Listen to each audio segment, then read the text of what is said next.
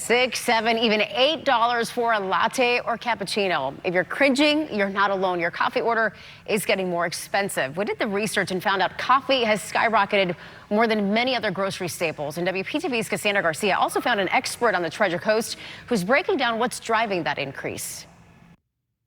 I love coffee, but these days it's getting very expensive. I want to know what's going on and why. But first, let's get a coffee. Can I get a sugar-free vanilla latte with almond milk? It's gonna be $6.15. Perfect, thank you. Okay, this coffee cost me $6.15.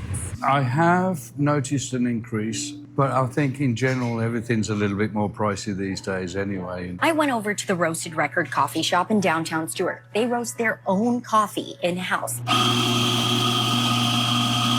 It's owned by Mike Mann. This is Mike. Yeah, we've seen the price of coffee increase considerably. He's been in the industry for more than 10 years. We've had to increase our prices a little bit. For our wholesale accounts, it was $1. For retail customers, it might have been 5 to 10 cents. I checked out the most recent data from the federal government and found that coffee went up nearly 19% from last year, one of the highest increases in food and drink items. This is how we receive our coffee. This bag is 132 pounds. That's a lot of coffee, and the price has almost doubled.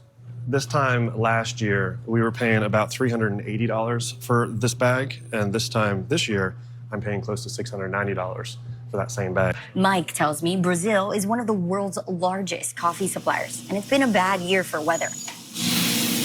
He says that's what's really driving up prices. It's a supply and demand issue. The amount of coffee that was produced this year from Brazil, which is highly dependent on the weather, was lower than it had been in previous years. A 40% tariff on imports from Brazil didn't help. The Trump administration dropped those tariffs last week. I asked Mike flat out, will that help prices come down? A little bit of relief from the high prices. However, it still doesn't affect the overall cost of coffee. All right, here's the good news. Mike does think coffee prices will go down in 2026, but it could take 4 to 6 months. Cheers to that. In Stuart, Cassandra Garcia, WPTV News.